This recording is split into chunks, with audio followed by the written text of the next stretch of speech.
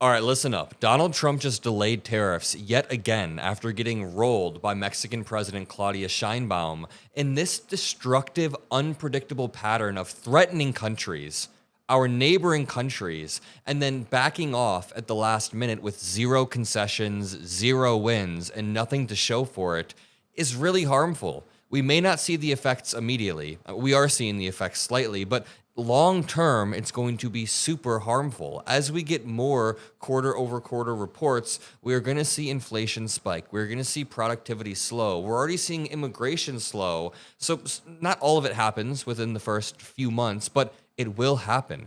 It does harm American consumers and American taxpayers. And I just want to break down Trump once again chickening out. It's a repeated pattern. Hey everyone, quick announcement here. On Sunday, this Sunday, August 3rd, I will be doing a live event in Arizona with Representative Jasmine Crockett, Senator Murphy, and Representative Ansari. If you can't make it, you don't live in Arizona, I urge you to click the top link in the description because you can pre-save the live stream, get a notification when we go live, and you won't miss the panel that I'll be hosting. It'll be fun. You won't want to miss the live stream. I love you all. Thanks. And I thought the meme taco became a little bit trite, but no, every time it becomes trite, Trump revives it and chickens out once again. Can I remind you that during Trump's first week in office, he placed tariffs on Canada and Mexico. But I want to put that in quotes because they were only on for 3 hours before he removed the tariffs with zero concessions and then went back to his base and claimed victory. He said, look, I got 10,000 troops on the border, when in reality, those 10,000 troops had been agreed to under Biden while Biden was still the president. So all of these slippery games for no substantial concessions, that's the game that Donald Trump is playing, and we're going to expose it on the Adam Mockler Show. Make sure you subscribe below. And just so you know, we're on Spotify, Apple Music, iTunes. I'm on Reddit too. We're anywhere and everywhere. So make sure you're following us on other platforms, even Instagram. Look up Adam Mockler on Instagram. I love you all. You guys are all the best. Let's just start with this tweet right here. Anonymous tweeted out, Mexico has defeated the United States. Again, Trump has been forced by President Sheinbaum to extend his previous tariff freeze by another 90 days. Previously, just a few days ago, Trump declared he wasn't going to extend it. So just to add some clarity, there is still a 25% tariff on Mexico and even more on other sectors, but he's been loudly threatening to increase those tariffs to 30% and even beyond if Mexico doesn't. Honestly, I don't even know what concession he's asking for at this point. It changes all of the time, and he does these slippery things where he'll ask for something that's already been done, demand something that's already been accomplished. None of it is coherent. And if you're a Trump supporter watching and you're going to claim that it is coherent and he does have specific demands, then why is he sending 70 letters, not even 70, sorry, 100 letters to countries en masse? He's floated the idea of sending these letters to X amount of countries en masse. That's not negotiation. That's being lazy. It's not diplomacy at all. There's this article that reads, President Donald Trump on Thursday said he would not raise U.S. tariffs on Mexican goods beyond their current levels for 90 more days. 90 days is the new 2 weeks. 2 weeks is taco. I don't even know what that means anymore. But Trump recently threatened to raise the blanket tariff rate on Mexican imports to 30%, up from the 25% duty he had previously imposed. Mexico was also exposed to a 25% tariff on auto imports and a 50% tariff on metals commodities. The new rate for Mexico was set to take effect on Friday, tomorrow. But Trump didn't do it. He chickened out.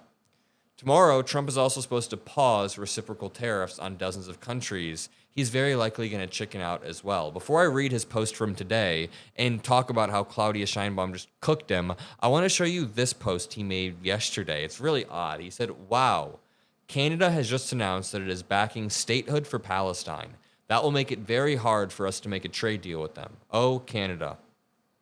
There's just so much wrong with this. First of all, why are you against statehood for Palestine? That's the easiest thing to be in support of. Literally, the idea that Palestine deserves its own state should be as supported as the idea that Israel deserves its own state and its own borders. You should be for a two-state solution. It's the only rational answer here.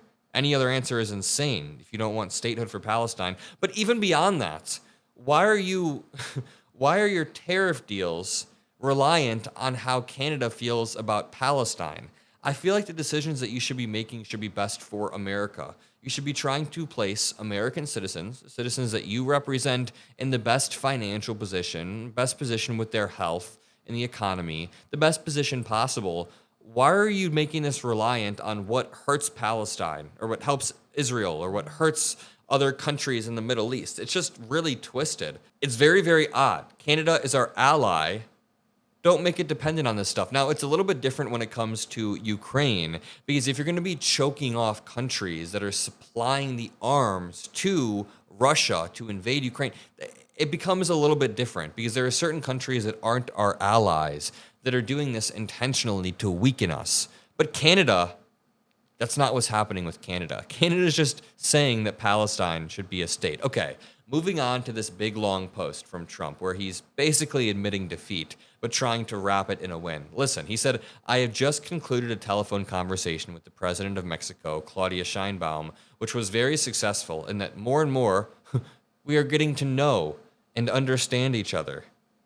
That was the main goal of the phone call? You're going to tell me that the main goal wasn't to strike an amazing trade deal that you can gloat to the country? Your goal was to get to understand the left-leaning president of Mexico. Give me a break. Very quickly, Brooklyn Dad points out, Trump on Wednesday, literally yesterday, on the 30th, I'm recording this on Thursday, but yesterday he said, there will be no tariff extension. We will not extend the deadline. No 90-day extension whatsoever. Then today he said, we have agreed to extend another 90 days. Taco Trump strikes again.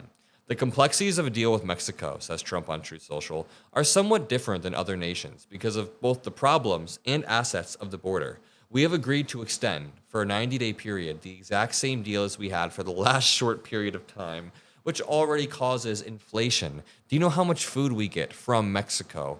They are a huge exporter of tomatoes, of avocados, chili peppers, beer, other things that American consumers rely on.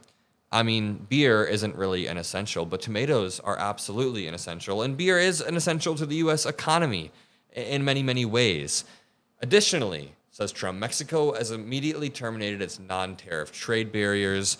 It's not a significant concession at all. It's not a concession whatsoever, and we have a 50% tariff on many things, including steel. We have a 25% tariff on autos. It's insane, and it's messy because he keeps pushing back a raise in tariffs. So when we call him Taco, it's not because we want him to raise the tariffs even further, but it's because we kind of want some sort of steady-handedness. We kind of want some sort of reliability.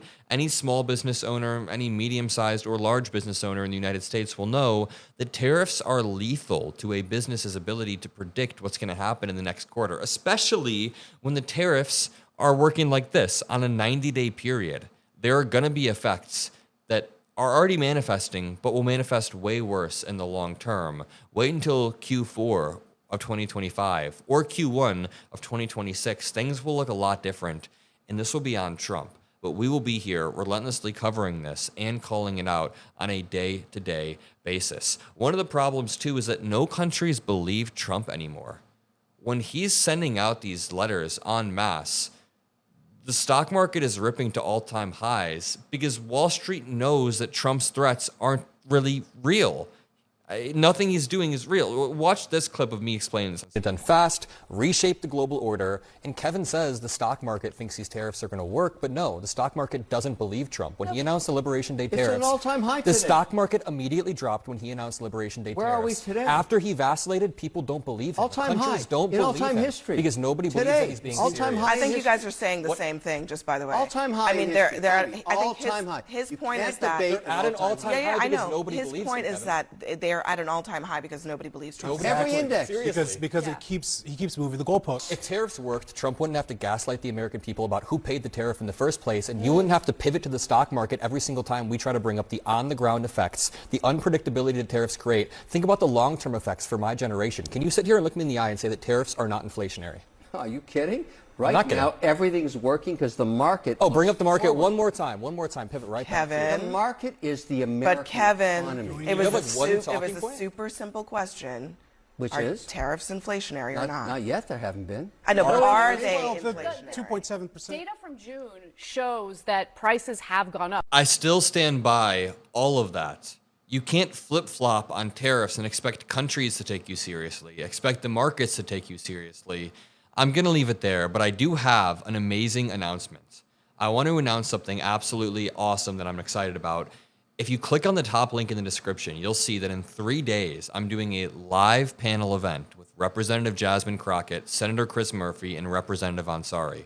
All that I'm asking is to click the top link in the description, or just click on the Adam Mockler channel, go over to the live tab, and you can find it there. Thank you all, and I'll see you in the next video, and I'll see you on Sunday. We are building something amazing here, and I can only do it because of you all. So love you all, and peace out.